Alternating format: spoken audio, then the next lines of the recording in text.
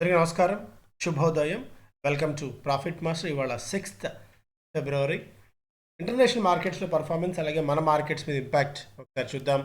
Asian markets trend ఒకసారి చూస్తే కాస్త నెగిటివ్ బయాస్ ఎక్కువగా ఉంది. షాంఘై 0.8, కాస్పీ 0.7, నికాయ్ కూడా 0.7% మేర నష్టాలతో ట్రేడ్ అవుతుంటే, ఒక హాంకాంగ్ మాత్రం పాజిటివ్గా 0.25% మేర లాభాలతో ట్రేడ్ అవుతుంది.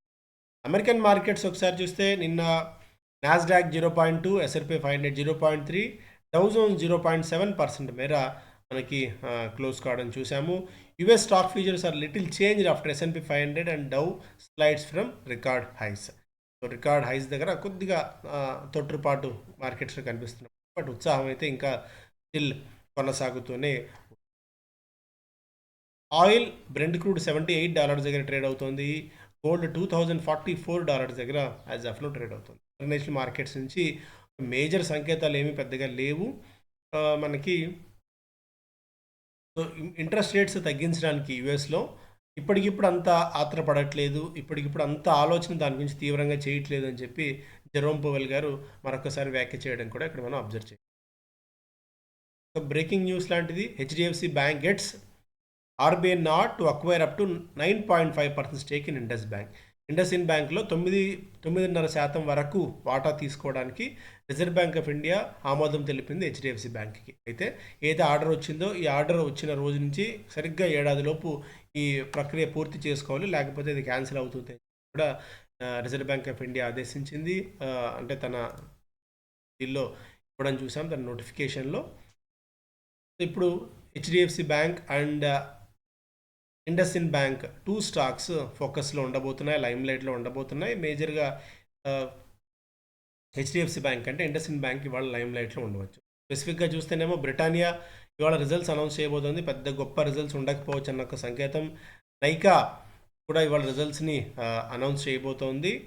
And Paytm has denied it's reports. అంటే వీళ్ళు ఈడీ ఇన్వాల్వ్మెంట్ అయ్యి ఫారిన్ ఎక్స్చేంజ్ ఫెమా రూల్స్ విరుద్ధంగా ట్రాన్సాక్షన్స్ చేశారు, ఫారెక్స్ వయలేషన్స్ చేశారన్న దాని మీద ఈడీ దర్యాప్తు చేస్తోంది అన్న ఒక వాదనని పేటిఎం తోసిపుచ్చింది. బట్ ఇంకా చూడాలి. భారతీ ఎయిర్టెల్ మంచి రిజల్ట్స్ని పోస్ట్ చేసింది, 54% జంప్ ప్రాఫిట్స్లో. బిఎస్సి కూడా తన ప్రాఫిట్స్ని రెట్టింపు చేసుకుంది, డబల్ ద ప్రాఫిట్స్ అనౌన్స్ చేసింది. ఎల్ఐసి ఫిబ్రవరి 8వ తారీఖున భేటీ కాబోతోంది. మధ్యంతర డివిడెంట్ ఒకటి అనౌన్స్ చేయాలన్న అంశం మీద. సో డివిడెంట్ ఎంత ఉంటుంది ఏంటనేది మనకు త్వరలో తెలుస్తుంది. అదాని పవర్ 38,000 crores ఏదైతే వాళ్ళు తీసుకుంటున్నారో, బ్యాంక్ లోన్ ఫెసిలిటీ ఉందో, దానికి క్రిసిల్ AA- రేటింగ్ ఇచ్చింది, ఈజ్ స్టేబుల్.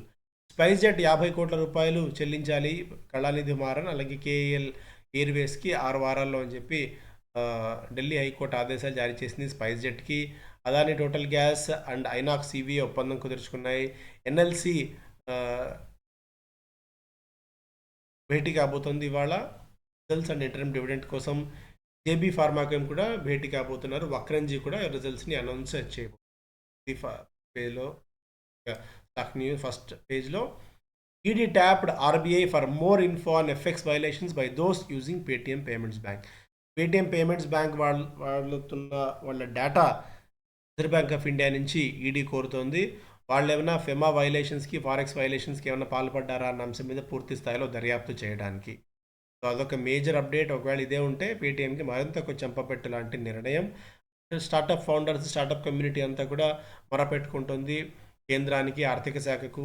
సో ఇలాంటి సినారియో కనుక వస్తే, అంటే దీని మీద ఏదో ఒక క్లారిటీ రాకుండా ఇలా నానబెడుతూ ఉంటే ఓవరాల్గా స్టార్టప్ ఎకో సిస్టమ్ అంతా కూడా దీనివల్ల దెబ్బపడే అవకాశం ఉంది అని చెప్పి, దీని మీద ఏదో ఒక క్లారిటీ తీసుకోవాలి, ఏదో ఒక రివ్యూ చేయాలి అని చెప్పి స్టార్టప్ కమ్యూనిటీ కోరుతున్నారు. దీనికి తోడు పేటిఎం పేమెంట్స్ బ్యాంక్ నుంచి ఒక 15% లాస్ట్, అంటే ఈ ఎఫెక్ట్ కారణంగా ఫోన్పేకి 10 to 15% దాకా కస్టమర్స్ ఆన్బోర్డింగ్ ఎక్కువగా జరిగింది ఈ లాస్ట్ కొద్ది రోజుల్లో అనేది కూడా ఒక update. NDA will win 400 seats, BJP alone 370 this time. So రాబోయే 1000 సంవత్సరాలకి అవసరమైన ఫౌండేషన్ని ఈసారి 3వ టర్మ్లో తీసుకోబోతున్నాము. Modi 3.0 and India 3rd place. ఇది ఒక లక్ష్యంగా ప్రభుత్వం నిర్దేశించుకుని ఏకంగా 370 సీట్లు వస్తాయి బీజేపీకి మాత్రమే. ఎన్డీఏ మొత్తం కలిపి దాదాపు 400 సీట్లు వస్తాయన్న కాన్ఫిడెంట్ని ప్రధానమంత్రి చెప్తున్నారు. 4 PSBs may get approval to raise funds in H1 of FY25. Central bank and PNB మేజర్గా ఉండబోతున్నాయి. ఎయిర్టెల్ ప్రాఫిట్స్ బాగా పెరిగాయి. అశోక్ లేలాండ్ లాభాలు 61% పెరిగాయి. వరుణ్ బెవరేజ్ ప్రాఫిట్స్ 76% మేరకు క్షీణించాయి. ఎల్ఐసి 6% పెరిగి లిస్టింగ్ ప్రైస్ని క్రాస్ చేసింది. అయితే ఇన్వెస్టర్స్ ఇంట్రెస్ట్ ఏదో కొత్తగా వీళ్ళు ప్రోడక్ట్స్ లాంచ్ చేశారని కాదు, అన్ని పిఎస్యూ స్టాక్స్ పెరుగుతున్నాయి కాబట్టి ఇది కూడా పెరిగింది. కానీ రీటైల్ ఇన్వెస్టర్స్ మనీ రావడం వల్ల అద్భుతంగా ఇది ఎల్ఐసి కొత్తగా ఇమీడియట్గా ప్రోడక్ట్స్ తీసుకొని అయితే కాదు, బట్ స్టిల్ ఇక్కడ నుంచి కూడా ఎల్ఐసి కొద్దిగా అప్సైడ్ టిక్ కొనసాగించే అవకాశం ఉంది. Ambuja cements may get as lift as Adani warrant conversion deadline nears. Group 15,000 కోట్లు పే చేయాలి. అదాని గ్రూప్ సంస్థలు దీన్ని కొద్దిగా కీన్గా అబ్జర్వ్ చేస్తూ తీసుకుని ఏదైతే బాండ్ ఆర్ పేమెంట్ ఇష్యూని వాళ్ళు క్లియర్ చేస్తారు, అప్పుడు అంబుజాకి కూడా ఒక బెనిఫిట్ కాబోతోంది. Stock markets charm could be wearing of for women investors. ఆసక్తికరంగా మొన్న అంటే మనం విజయవాడలో సండే ఏర్పాటు చేసినప్పుడు దాదాపు అంటే కొద్దిగా డిస్కౌంట్ ఇచ్చినప్పటికీ కూడా సాధారణంగా షై అవే అవుతారు, రావడానికి అంతగా చూపించరు. ఈసారి మాత్రం దాదాపు 35 to 40 మెంబర్స్ ఆఫ్ ఉమెన్ కనిపించారు, అంటే మహిళలు కనిపించారు మార్కెట్స్లో ఉత్సాహంగా వాళ్ళు పార్టిసిపేట్ చేయడానికి అండ్ కీన్గా ఆద్యంతం కూడా ఫస్ట్ నుంచి లాస్ట్ వరకు కూడా ఉన్నారు. బట్ డీమ్యాట్ అకౌంట్స్ పరంగా చూస్తేనేమో డ్రాస్టిక్ ఫాల్ అయితే మనకి కనిపిస్తోంది. పెరగాల్సింది పోయి మహిళలు డీమ్యాట్ అకౌంట్స్ ఆపరేట్ చేసిన సంఖ్య తగ్గిపోతుంది అన్నది ఒకటి ఒక ఆందోళన రేకెత్తించే విషయం ఇది. మీరు కూడా రావాలి పెద్ద ఎత్తున మార్కెట్స్లోకి. ఫైనాన్సెస్ని బెటర్గా మీరు హ్యాండిల్ చేయగల కెపాసిటీ మీకు ఉంది. బిజినెస్ స్టాండర్డ్ ఫస్ట్ పేలో India young to press the capex pedal with budget push. Modi gives 370 hybrid vehicles in racing ahead of possible tax top. Jio financial 15% మేర పెరిగింది. ఒకరి నష్టం మరొకరికి లాభం అవుతుందా, నిజంగా ఒకరికి లాభం చేయడానికి ఒకటి నష్టం జరుగుతుందా అన్న అంశాలు ఇక్కడ ఆలోచించాలి. పేటీఎం ఎఫెక్ట్ కారణంగా జియో ఫైనాన్షియల్ సర్వీసెస్ స్టాక్లో 15% దాకా జంప్ అయితే ఇక్కడ చూస్తున్నాము. ఎయిర్టెల్ ఆల్రెడీ డిస్కస్ చేసాం మనం.